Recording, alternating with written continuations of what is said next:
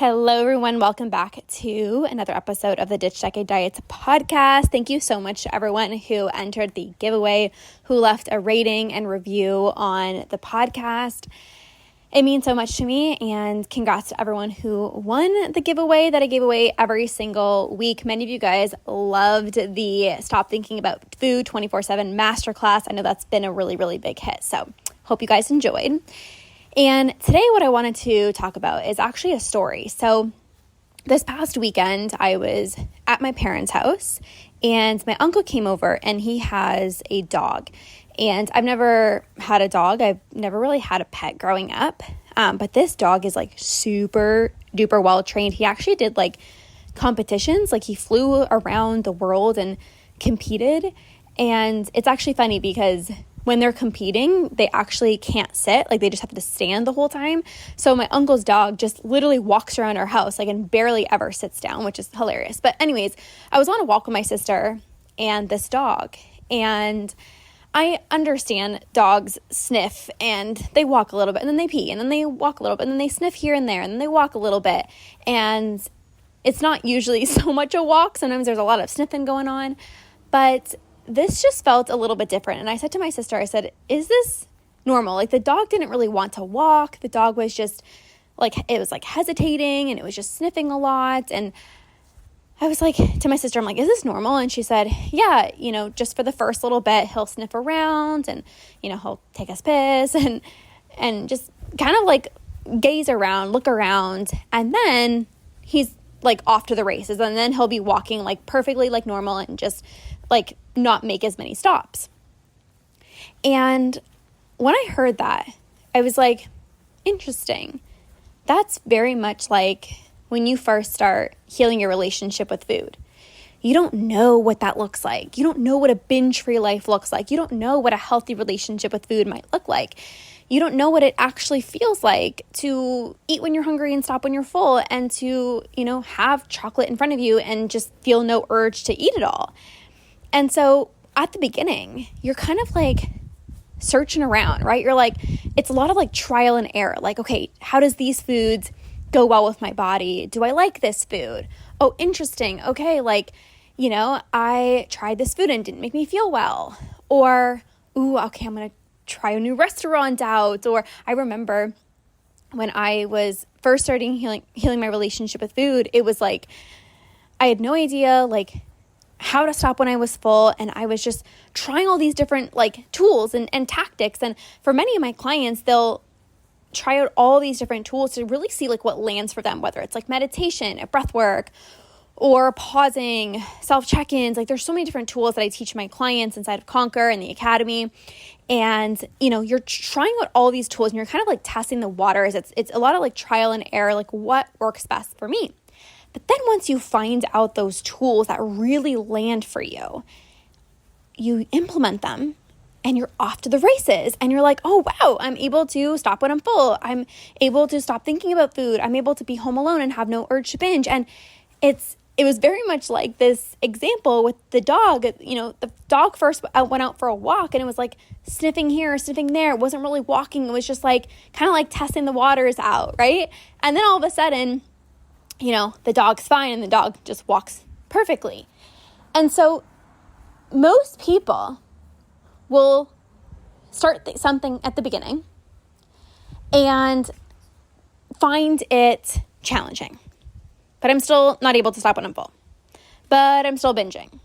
But I still have a hard time honoring my cravings without spiraling out of control. And if you let that stop you, you don't actually end up running the races and actually going full throttle and healing your relationship with food. It's easy at the beginning, right? To say like, I'm all in, like I'm ready to do this. But when you're still eating past fullness and when you're still having binges, it's the people that say, I'm going to keep going no matter what, that actually conquer, right? Those are the people that actually conquer. And so you can't fear that. You can't fear the trial and error. I'm going to try this. Oh no, that didn't work. Okay, well, I'm going to keep trying this. Or, like I say this all the time, like if you've struggled with your relationship with food, for many of you guys, it's been a decade, 20 years, 30 years, you can't expect yourself to try something and for the first time get it perfectly, or, in 1 week, like start feeling, like you've have a healthy relationship with food. Like it takes time. It takes time. This is why Conquer in the Academy is, at least 6 months, because it takes time to heal your relationship with food and get back in tune with hunger and fullness cues and rewire your brain, get rid of your urges, become less impulsive with food, build up self-trust. It's going to take time. But if at the beginning you're like, just kind of like testing things out and you're like, well, I don't really know, or there's fear that kicks in and it's like, I don't really know, or I'm still eating past fullness, you're not going to be the one that gets to the finish line that actually says, I conquered. So that's one example. Now, for those of you guys who have been healing your relationship with food for a while now, what I often see is this. It's like, ooh, I'm feeling better around food. I'm having less urges, so I can have the dessert. Well, I can go out to this restaurant. Well, I can have the brownies. Well, I can get seconds. Well, I can do this. I can do that.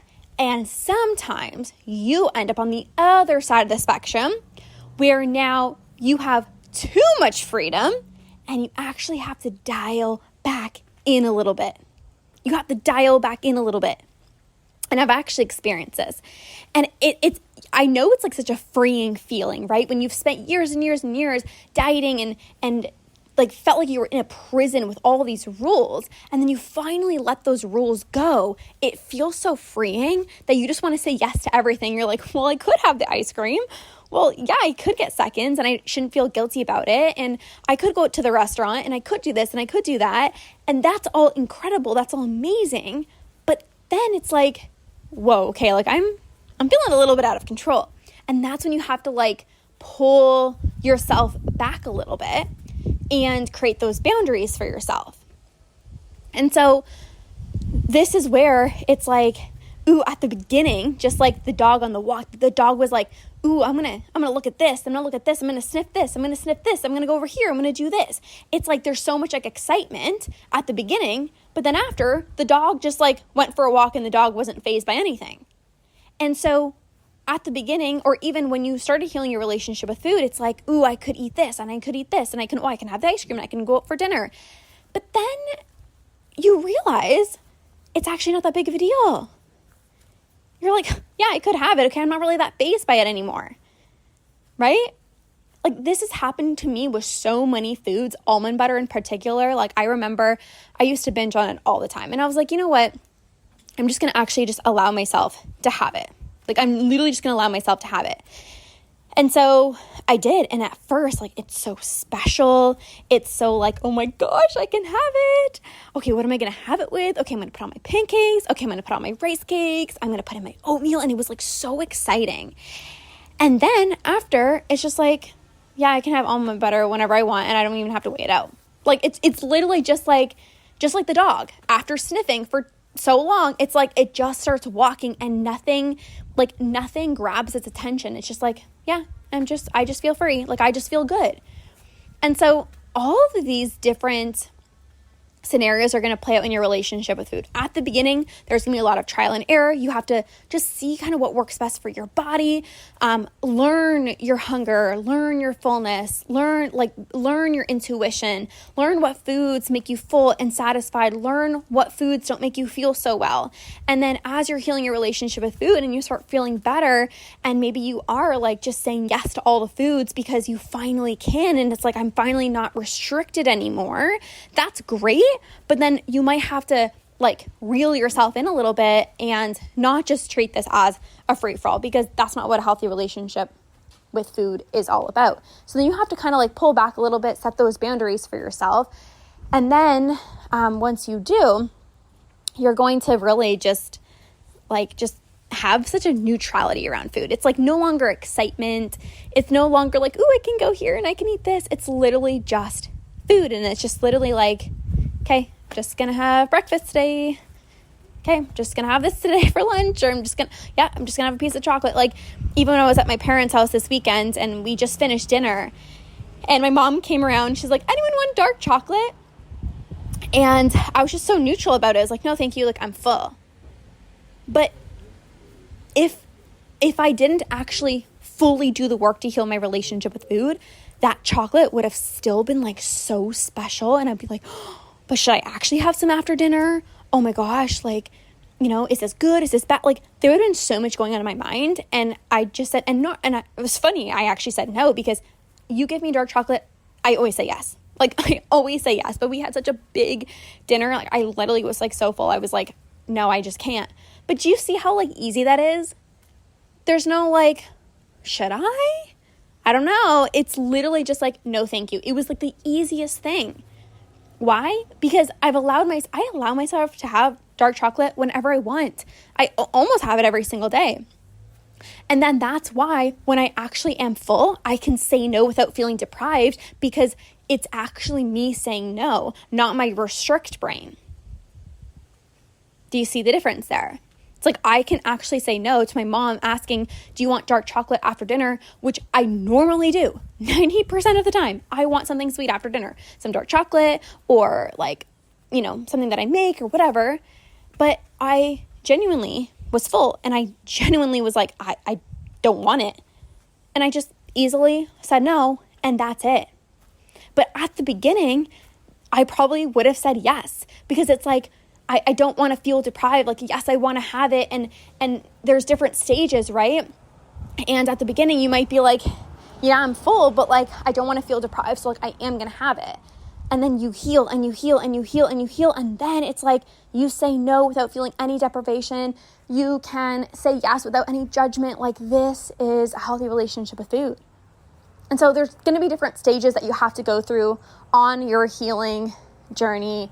And at the beginning, it's about not letting fear get in the way. It's about leaning into the fear. It's about being willing to do the trial and error and not giving up when things are hard, because of course it's going to be hard. Like, you can't expect, things to be easy. And then as you're healing and you're saying yes to everything, which is great, you also want to make sure that you're feeling your best and you're pulling on gentle nutrition and you're having those boundaries in place so that you do feel really good. And then once you do those steps, it's like you will get to a point where like you're just like the dog. You're just literally on the walk. Nothing is facing you. You just feel like you just feel so balanced. You feel so free. You feel so like food just feels so effortless for you, and you will get there, but you cannot let anything stop you. You cannot let fear get in the way. You cannot, you can't hold yourself back. Like, you have to know that you're going to get there no matter what. And you just have to keep on going. And like I said, this is exactly why Conquer and my academy are at least 6 months.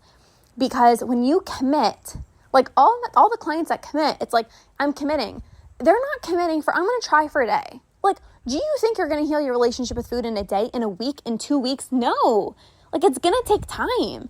And you have to be willing to bet on yourself to say, yes, I'm going to do this. And that's exactly why I'm going to commit to 6 or 12 months.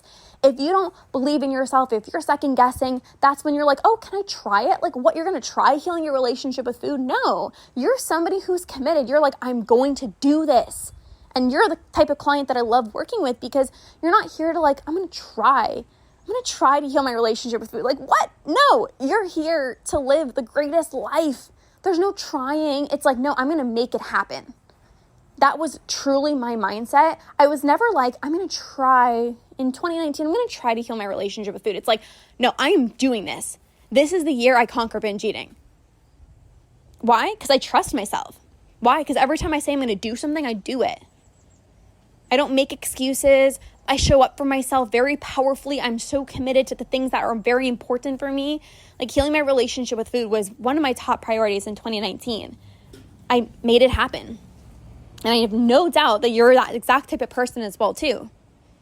So thank you for listening to another episode, and I'll catch you guys in the next one.